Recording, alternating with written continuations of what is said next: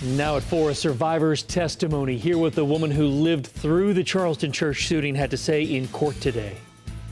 And Sandy Hook 4 years later, how one local artist is honoring those lost in that shooting. And on a bright note, the Panthers have another big game Monday night. At least we hope it's going to be a bright note. How the team is feeling ahead of this meeting in the nation's capital. But first at 4, we begin today with the clock ticking on the North Carolina state legislators after a surprise special session was called today, but they won't say what exactly is on the agenda. This after the General Assembly unanimously voted earlier today to approve Governor Pat McCrory's request for $200 million. It will go toward flood and wildfire relief efforts. NBC Charlotte's Rad Berkey joins us now. And what is going on here? What does this all mean? Well, you know, this is sort of a Hail Mary by the Republican Party to deal with an agenda that's hazy at best. The new session that begins in 1 hour at 5 o'clock really has unlimited possibilities. Legislators have until 7 this evening to file any bills they want. House Speaker Tim Moore says lawmakers wanted to avoid crowding the issue, as he put it, of the disaster relief session with any other matters. He also said that a much-discussed measure to add 2 justices to the state Supreme Court would likely not happen. So what we have, a lot of unanswered questions here. Democratic lawmakers actually protested this happening. A lot of critics are sure to be calling shenanigans on lawmakers. We'll keep you updated with everything that happens. Shenanigans and tomfoolery in Raleigh. Who would be surprised? Yeah, always makes for good news. All right, Thanks, thank you, Rad. Rad.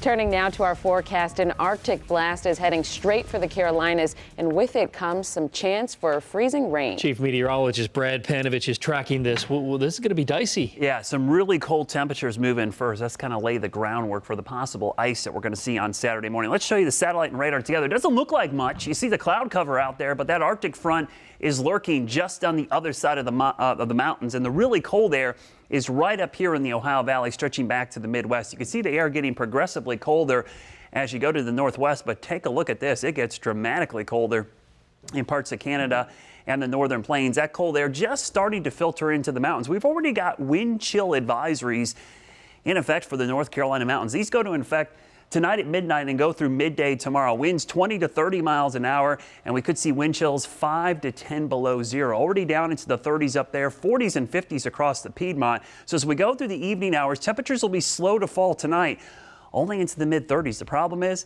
we may never warm up tomorrow. Coming up, I'll show you just how cold it's going to be and when we're going to see that threat of ice, all coming up in the weekend forecast, Bill. Brad, thanks. Following breaking news now in the federal trial of Dylan Roof.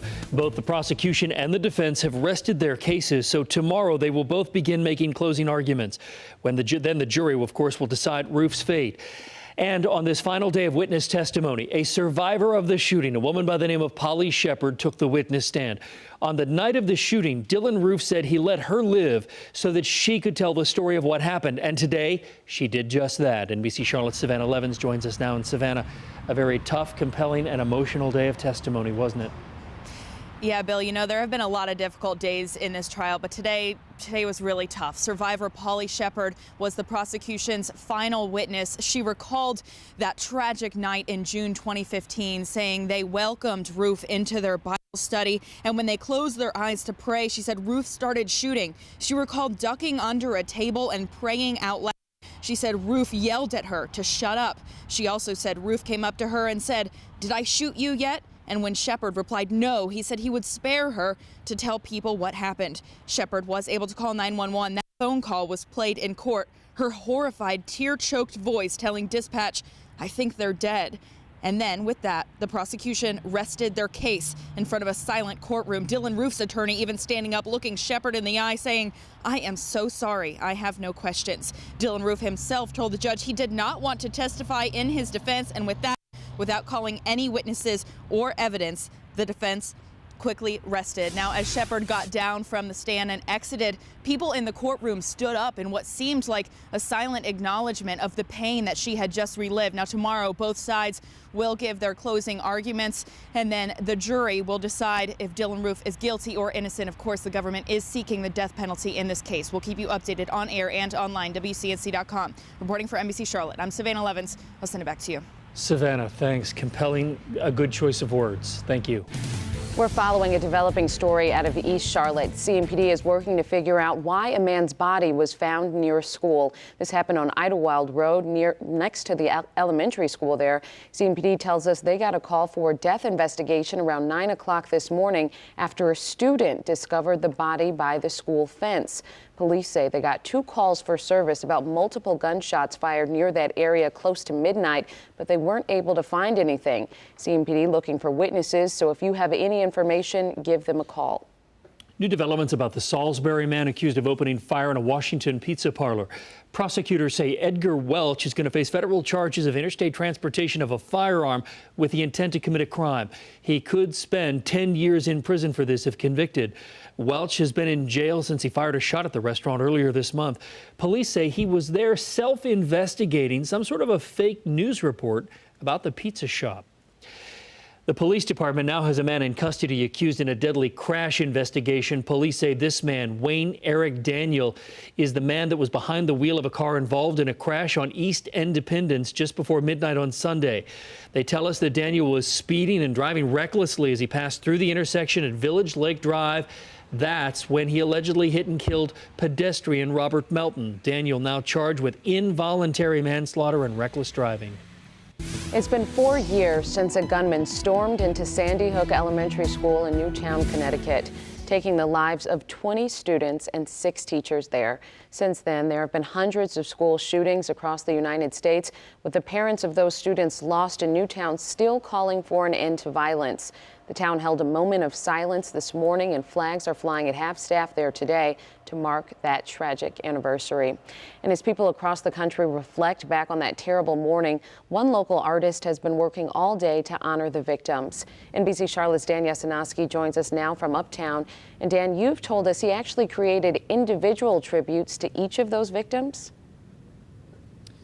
Yeah, this is at the intersection of 7th and College in Uptown, and basically what we're looking at, and you guys can take a look at some of the video, there are 4 rows of silhouettes. This artist created an individual profile of each of the victims in the Sandy Hook shooting, which again was 4 years ago today. You can see the different school-age children, you can see some of the teachers in there as well.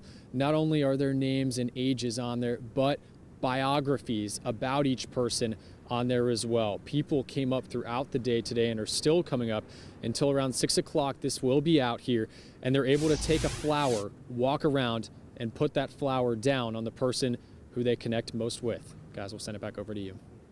Thanks, Dan. And like Dan just said, we'll have more on this coming up tonight at 5 o'clock. And remember, you can always find more on our website, WCNC.com.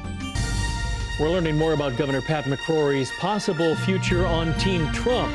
A source close to Donald Trump's transition team told the Charlotte Observer that Governor McCrory definitely has a place in the Trump administration. McCrory met with Donald Trump last week in New York. Both Pat McCrory and President-elect Trump have both been tight-lipped about any kind of a possible nomination. The Panthers have another big game on Monday night, and they'll meet an old friend in the nation's capital. Sports director Nick Carboni has more from Bank of America Stadium. Panthers with a big Monday Night Football matchup at Washington against the Redskins. But the focus, of course, is on former Panther Josh Norman. The team unexpectedly parting ways with the star cornerback in the offseason. The talkative Norman and Cam Newton were so-called frenemies as teammates on the Panthers, driving each other at every practice, and things sometimes boiled over. But Cam said Wednesday it made both better. Josh is a person that challenged me daily because of that competitive mentality. This is on the field, this is off the field, just anything from video games, cards to basketball in the off season. We always compete, and like I say, that's what you have to have as an athlete, of this magnitude. Cam was asked about the upcoming birth of his second child, saying it made him very happy, but when asked if he would name it Josh, as in Josh Norman, not in a million years, he quipped. Should be a fun battle on Monday night. At Bank of America Stadium, Nick Carboni, NBC Charlotte. Well, as you just heard, Cam Newton certainly has a lot to celebrate this holiday season. NBC Charlotte's Michelle Bowden sat down with an exclusive interview with the 3-time Pro Bowler's parents to talk about the coming addition to the family. Oh, it's a shot to the head, too. It's hard for all of us to watch Cam get hit, but for his mom, it's really hard on my heart, but I know I'm happy that he is doing what he loves to do. This season, there's been a lot of heart-pounding hits. Newton writhing on the ground. Early on, Cam even called Commissioner Roger Goodell with his concerns. Jackie Newton says she had her own talk with her son. You are not Superman. Believe me, I had you. So please be careful. Dad Cecil admits it's been hard for him this season, too. We were not far away when it comes to some of our victories or losses. It's just kind of the way the ball is bouncing right now, but I think we still are a good team. We just haven't gotten a lot of breaks this season. Still, the family has a lot to smile about. So much joy.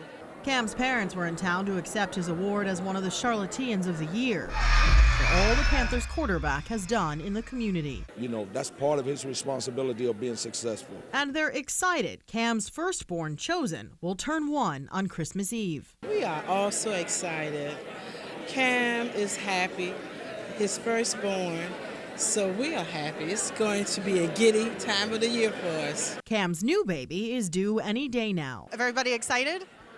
We are excited. Excited about the new one?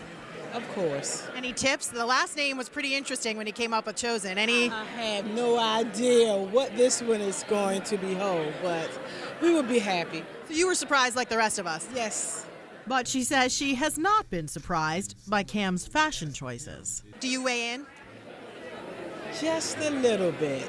Just a little bit. I trained him well. All right, so we tried to get the scoop on when his next baby will be due. We know it's fairly close, but obviously they weren't talking. We still don't even know if it's a boy or a girl. We will all just have to wait and see. In Charlotte, Michelle Bowden, NBC Charlotte. Thanks, Michelle. That was a fun story to watch. Coming up, a warning for doctors why they say seeing more people coming in with STIs. And a new law designed to save millions of lives. What the 21st Century Cures Act does, that's next.